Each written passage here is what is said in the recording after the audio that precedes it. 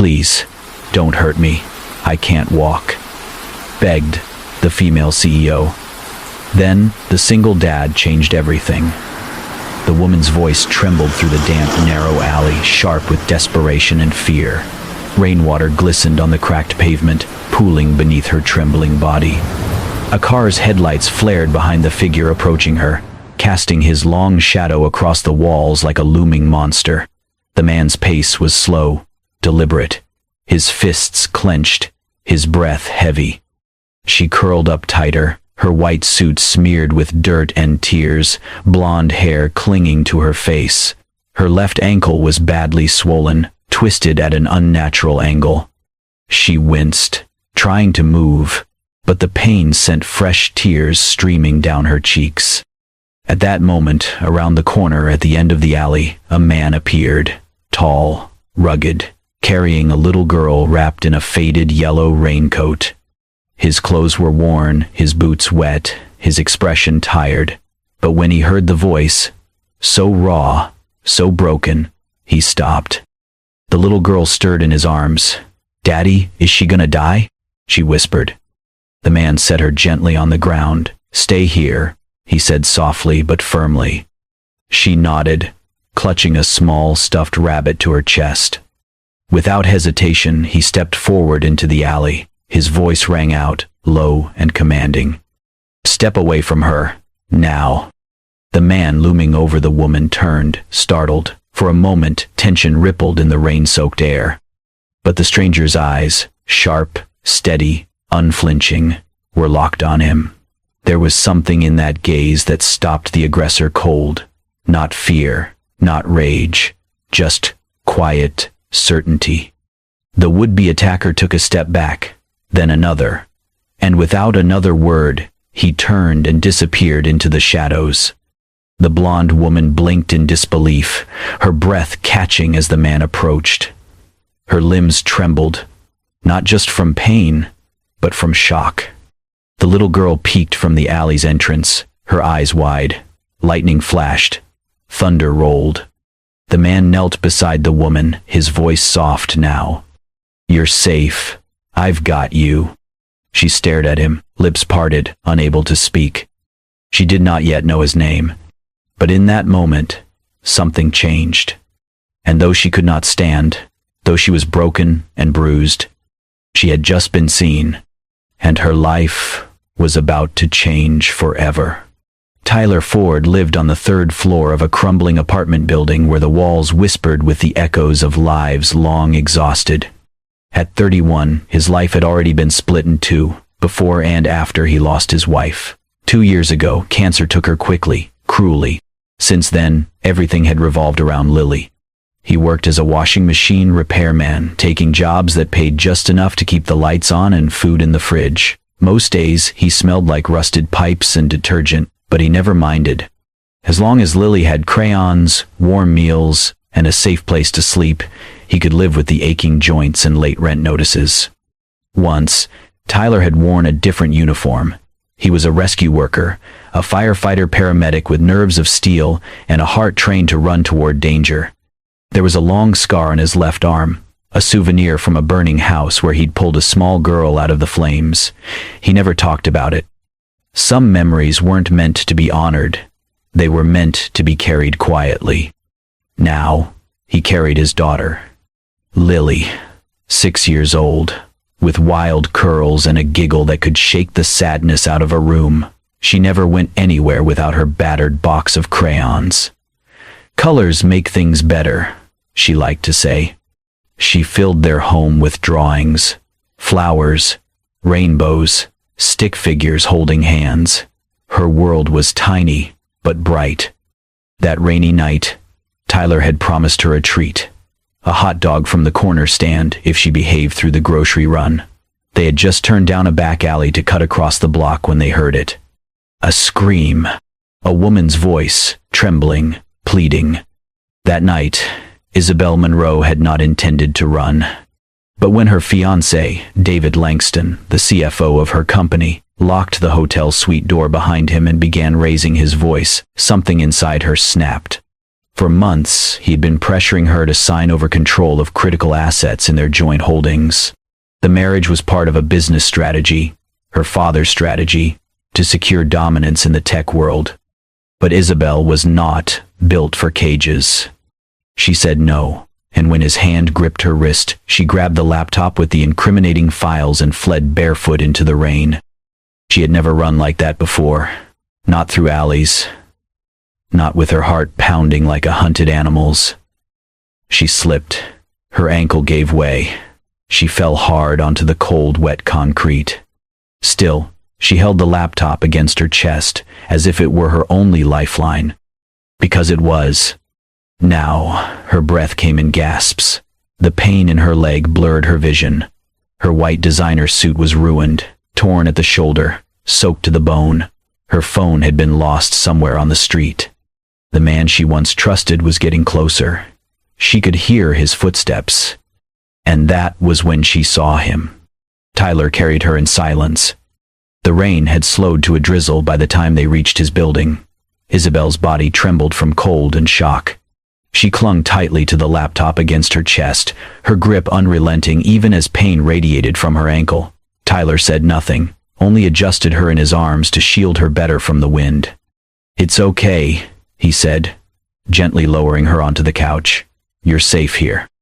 Lily entered a moment later, tiptoeing through the doorway in her rain boots.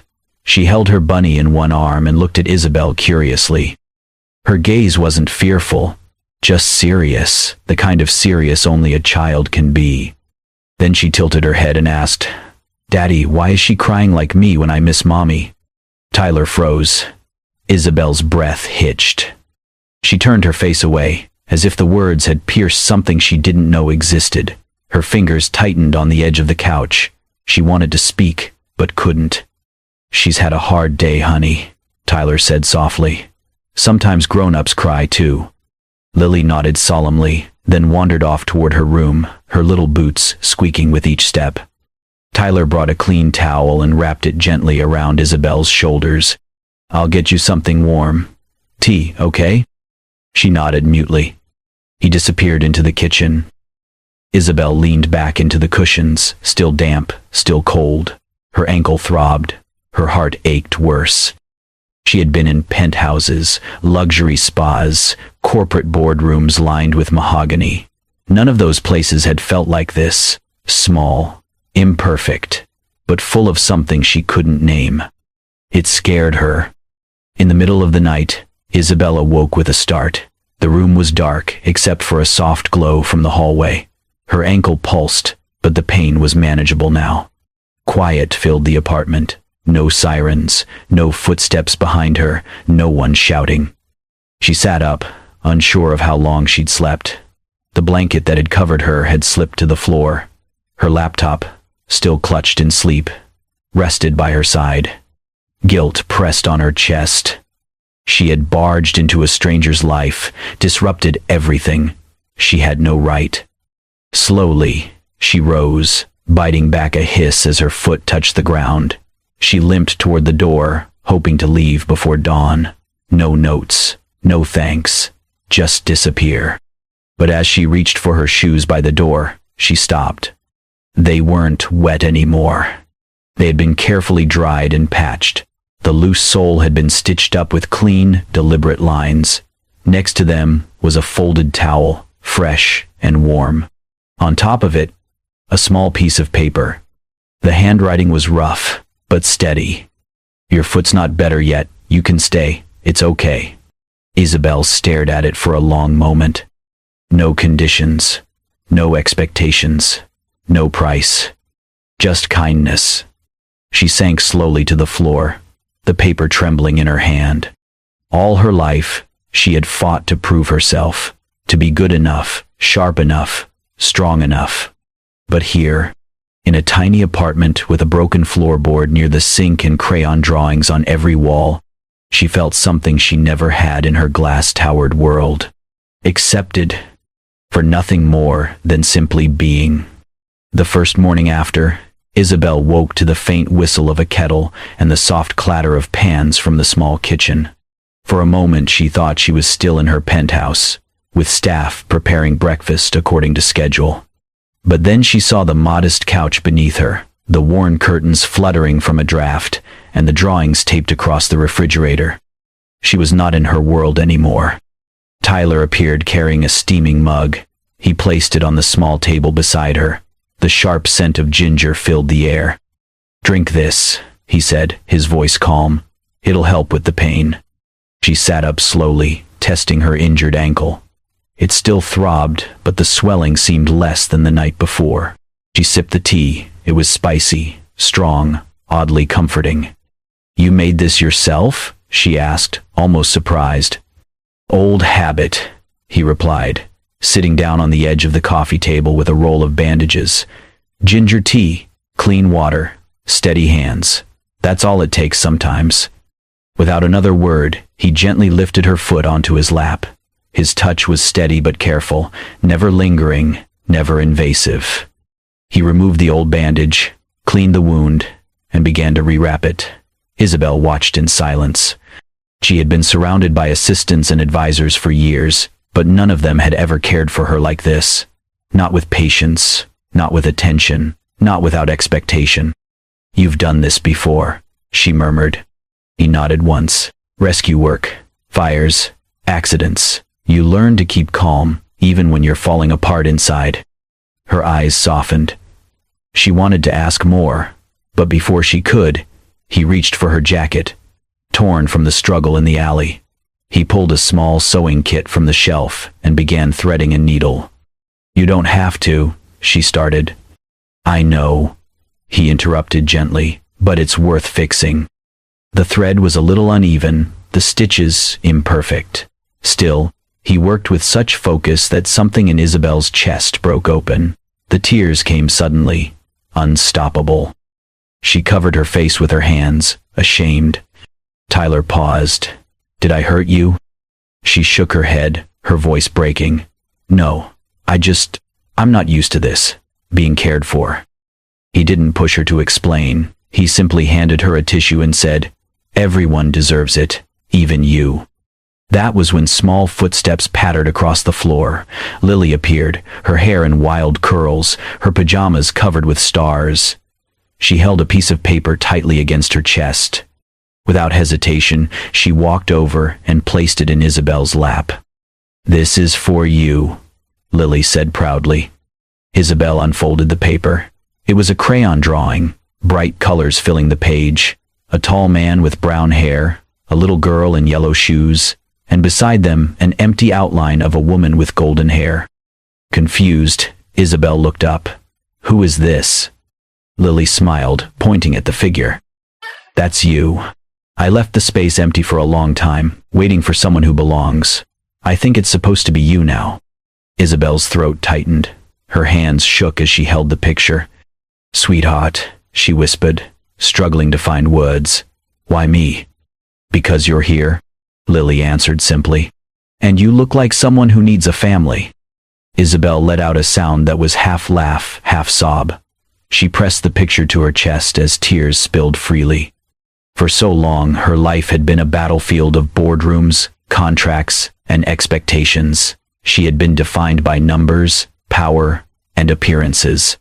No one had ever left a space for her, only demands for what she must become. Yet here, in this cramped apartment, with peeling paint, and the sound of a child's crayons scratching across paper, she was being offered something she had never known, a place. She looked at Tyler, who stood silently in the doorway, watching the exchange. His expression was unreadable, but his eyes told her everything: acceptance, patience, and a quiet hope he dared not speak. Isabel turned back to Lily, managing a smile through her tears. "Thank you, sweetheart. That's the kindest gift I've ever been given." Lily giggled and picked up her crayon box. "Then I'll make it official. Purple dress, right?" Isabel nodded, laughing softly through her tears. "Yes, make it purple." And as Lily filled in the empty outline with bold strokes of color, Isabel felt something loosen inside her, something soft, something alive. For the first time in years, she felt what it meant to belong. Isabel's ankle was healing slowly. Each morning brought a little more strength, a little less pain, but walking was still difficult. She hated the feeling of weakness, of needing help, but Tyler never made her feel small for it. He offered his arm without a word, let her lean on him as they moved through the apartment. When she stumbled, he steadied her. When she winced, he paused. There was no pity in his actions, just presence and patience. Just one step at a time, he'd say gently, his voice low and calm. Isabel would nod, focusing on the rhythm of their movement. Step, breathe, balance. It became their quiet ritual, a rhythm of trust that neither of them named out loud. One sunny Saturday morning, Lily announced it was time to make pancakes. "Daddy makes them okay," she said with an exaggerated shrug, "but I bet Isabel makes them fancy." "I wouldn't count on it," Isabel warned with a smirk. "I've never actually cooked anything myself." Lily's eyes widened. "Never?" "Nope, not even toast." Tyler raised an eyebrow. "That's about to change." They gathered in the small kitchen, elbows bumping as they mixed batter in a cracked ceramic bowl. Lily stood on a chair to reach the counter, her curls bouncing with excitement as she gave orders like a seasoned chef.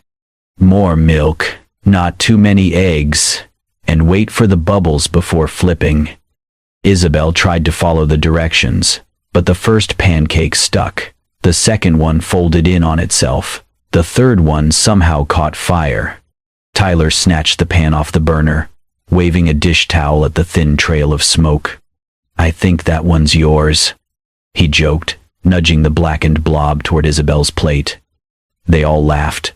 Real laughter that came from the belly, loud and unguarded. It filled the kitchen like sunlight. When they finally sat down to eat, the pancakes were uneven, a little burnt, some even raw in the middle. But Lily grinned as she took a big bite. "These are dorky pancakes," she declared, "but dorky is good." They ate slowly, letting the golden light pour over the table.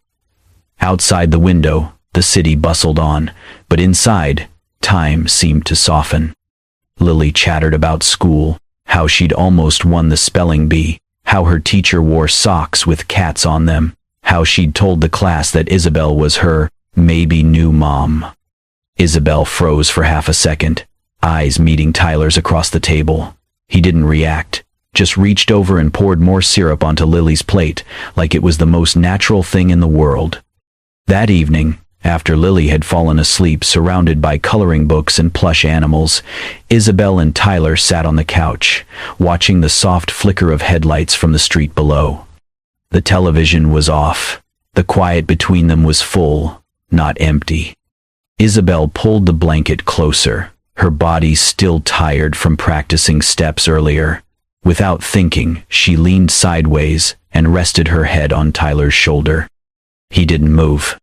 She could feel the steady beat of his heart beneath her cheek, the warmth of his presence grounding her. "You don't know," she whispered, "but you've saved me from so many things." Her voice was barely more than breath, but he heard her. He didn't turn, didn't ask what she meant. He simply said, "I didn't save anyone. I just saw someone who needed help." She closed her eyes. That answer, quiet, honest, unheroic, cut through all the noise she'd lived with for years. No one had ever looked at her and seen a person before. They'd seen opportunity, strategy, success. But Tyler, he saw someone who was hurting, and instead of walking away, he stayed. And that, she realized, was what love might actually be. Not grand gestures, but the willingness to stand still with someone until they could walk again. It began with a phone ringing in the hallway, then the buzzing at the front door, then the knock, loud, firm, too familiar. Isabel froze, her hands still soapy from washing dishes.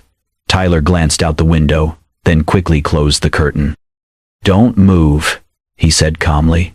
She didn't need to ask. The moment she saw the sleek black car parked on the street, she knew. They had found her. Within hours, more arrived. A cameraman, a woman in a tight blazer with a microphone, A man from legal wearing a tie that screamed damage control. The sidewalk outside the apartment became a low-key spectacle. Tyler stood by the door, arms folded across his chest, body blocking the peephole. From the bedroom, Lily's voice called out softly, "Why are people outside?" "It's okay, honey," Isabel said, trying to keep her voice steady. "They're just lost." Later that evening, as the reporters grew tired and the knocks faded into silence, Isabel received a message from the board. An offer. A generous one. Millions of dollars in new compensation, full reinstatement, rebranding, reputation management. All she had to do was come back, sign the papers, smile for the cameras, and pretend none of it had happened. She stared at the message for a long time. Then she closed the laptop and walked into the kitchen where Tyler stood drying a dish with an old checkered towel. "I'm not going back," she said. He didn't look up right away. "You sure?" "Yes," she said. "I've been offered more money than I could ever spend, but not once in all those years, did I wake up feeling like I do here." He turned to her, eyes serious. "How do you feel here?" She hesitated, then answered, "Real. Seen. Safe." He nodded once. That was all he needed. By morning, they had packed a bag. Tyler loaded Lily into the truck and drove them out of the city, down winding roads lined with trees that had just begun to turn gold with the coming fall. They arrived at a quiet farmhouse tucked behind a grove of birch trees. It belonged to Tyler's mother, a retired nurse with soft gray hair and hands that knew how to make anyone feel like a child again. She took one look at Isabel, didn't ask questions, and said, "There's warm bread in the oven and a clean bed upstairs." That night, under a sky full of stars and silence, Isabel and Tyler sat on the porch steps, a worn quilt draped over their knees. "I used to think I had everything," she said. "Titles, property, power." He said nothing, just waited. "And yet," she continued, "it was all hollow. I didn't realize how much I had given up just to be seen as successful." Tyler took a slow sip of tea, then spoke. "They only saw your name, not you." She nodded. "Exactly." He looked out across the field, voice quiet. "I know what that's like. To be seen as something you're not." She turned to him. "Tell me." He took a long breath. "There was a fire. Years ago. Small house. I was the first on the scene. Pulled a little girl out." She could hear the tightness in his voice now. "She didn't make it. I did everything I could, but it wasn't enough." She reached for his hand. "You still carry it, don't you?" He nodded. "Every day." There was no need to say more. The silence between them was not heavy. It was shared. Honored. She didn't fill it with apologies. He didn't fill it with bravado. They simply sat there, their fingers intertwined under the night sky, two people who had each lost something and now, quietly, had begun to find something else. They didn't speak of love or promises. But when Tyler glanced at her, and she met his eyes without flinching, they both understood. They were waiting for each other. And neither of them was waiting alone anymore. The boardroom was colder than she remembered. Not in temperature, but in energy. Polished glass walls, marble floors, and metal fixtures reflected every sterile inch of the space where Isabel Monroe had once commanded attention with just a glance. Now, she limped. Her steps echoed in uneven rhythm, one heel slightly dragging from the healing ankle. She wore no designer gown, no diamond accessories. Just a clean navy suit and determination burning in her eyes like fire refusing to be extinguished. Every head turned. The whispers started immediately. She came back. She actually showed up. What is she thinking? But no one stopped her. David Langston stood at the front of the room, smug, relaxed in the seat that once belonged to her. He smirked, leaning into the microphone. "Miss Monroe," he said, oozing false politeness. "How unexpected. I assumed you'd finally accepted your place off the board." Isabel didn't flinch. She walked straight to the center of the room, steadying herself with one hand on the table as she faced the crowd of shareholders, executives, and former allies. Her voice was clear, unshaken. "I came back to finish this the right way." David opened his mouth to respond, but she raised her hand. Calm, quiet, authority. The kind she used to wield like a blade. "I may not walk the same way I used to," she said, glancing briefly at her ankle, "but I stand taller now, because I stand for myself." The room hushed. With one tap on her laptop, the large screens behind her lit up. Spreadsheets, emails, confidential memos. All of it streamed into the room, proof of the fraudulent dealings, manipulated contracts, and the internal corruption orchestrated by David and several other board members. Gasps broke the silence. A few people shifted uncomfortably in their seats. Isabel turned slowly, making eye contact with every person in the room. "You thought I disappeared because I was weak," she said. "But I left because I needed space to remember who I was before you all convinced me I had to be someone else." David stood abruptly, trying to regain control. "This is reckless. Do you have any idea what this could cost you?" She looked at him, really looked, and saw for the first time how small he truly was. "I do," she said, "and I'm ready to pay it." She pulled out a document from her folder and placed it on the table with deliberate precision. "This is my formal resignation, effective immediately. I'm relinquishing my position, my shares, and every last piece of control you ever thought you had over me." The silence that followed was thunderous. "You can keep your board seats, your stock options, your empire built on fear and silence," she added, "but I will no longer be part of it." One of the shareholders, an older woman who had mentored Isabel in her early years, leaned forward. Her voice cracked as she whispered, "Why?" Isabel's voice softened, but gained even more strength. "Because I am not a product. I am not a brand.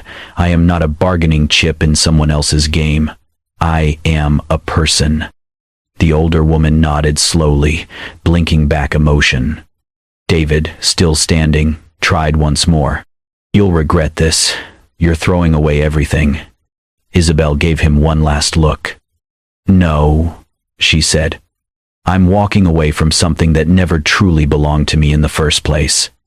She gathered her laptop and folder with quiet grace. As she walked out, step by limping step, no one dared stop her. Not this time. And when the elevator doors closed behind her, she didn't cry. She didn't tremble. She exhaled.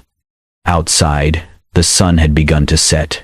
The sky glowed with amber and rose, the city below humming with life. Isabel stepped onto the sidewalk not as a CEO, but as a woman who had finally chosen herself. And for the first time in years, her shoulders weren't carrying an empire, only her truth. And that was more than enough. When Isabel returned to the apartment, it was just as she remembered, modest, warm, and alive with quiet joy. The late afternoon sun spilled through the kitchen window, casting golden rays across the floor. On the small balcony, Tyler was crouched beside a planter, helping Lily dig out a wilted marigold, their hands dirty with soil and determination. Isabel stood silently in the doorway, watching them, heart full. She stepped out slowly, her voice tender. "Do you have room for one more in this garden?" Tyler looked up, his face lit up, not with surprise, but with the calm certainty of someone who had been waiting. He nodded once. "Always." Lily ran to Isabel, dirt smudged on her cheek and a proud grin stretched wide. "We're planting new flowers today. This one's gonna be orange. You can pick the next one." Isabel knelt and dug her hands into the earth with them. There, in the quiet act of planting something new, she felt her roots take hold. Days passed, and Isabel poured her energy into something she'd only dreamed of, the Lily House, a non-profit organization for women who had been manipulated, abused, or discarded by power structures, like the one she escaped. Tyler helped build the website. Lily insisted on the name. "Because flowers grow better when they have sunshine," Lily explained, and love. At the center of the Lily House's mission was this idea. No one should have to earn safety or beg for kindness. The world had failed so many women. Isabel was going to help rewrite that story. One evening, after dinner and a messy round of pancake flipping practice, the three of them curled up on the couch. Lily nestled into Isabel's side, crayons and drawings scattered on the coffee table. The hum of the city drifted in through the open window. Lily turned to Isabel, serious as ever. "Will you stay here forever?" Isabel looked into her big, hopeful eyes. "I drew you into our family already," Lily added, lifting a picture from her pile. 3 stick figures stood in front of a flower garden. 1 tall man, 1 little girl, and 1 blonde-haired woman in a bright dress. "I don't want to erase you later." Isabel's throat tightened. She pulled Lily close and whispered, "If you ever need me, sweetheart, I'll always be here." Later that night, Tyler found her on the balcony, gazing out over the city. "I have something for you," he said, stepping beside her. From his pocket, he pulled a small bracelet, woven from multicolored threads, uneven but clearly handmade. Isabel took it gently. "Lily made it. She called it a commitment bracelet." He smiled. "She said it's not a wedding ring, but she was wondering if maybe you'd want to be an unofficial mom first." Isabel's laugh turned into a tear. She slipped the bracelet onto her wrist. It fit perfectly. "For the first time in my life," she whispered, "I feel like I've been chosen just for being me." Tyler took her hand, intertwining their fingers.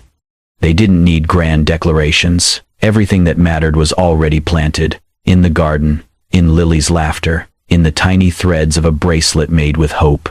In the months that followed, Isabel's days were filled with healing, hers and others. The Lily House bloomed with stories of resilience, women finding their footing again, children smiling for the first time in months. Isabel spoke softly at community events, worked late with volunteers, and always returned to the apartment, or what had become home. One morning, Lily ran in from the balcony holding a fresh drawing. "Look," she beamed. "It's us planting flowers. It's our forever garden." Isabel knelt beside her and kissed her cheek. "Yes, sweetheart, it's exactly that." In the gentle hum of everyday life, in shared breakfasts, dirty hands in the garden, and quiet nights of reading bedtime stories, Isabel found a peace no corporate title had ever given her. She wasn't just safe. She was seen. She was loved. And this time, it wasn't because she had power. It was because she had chosen to stay and had been chosen in return. Sometimes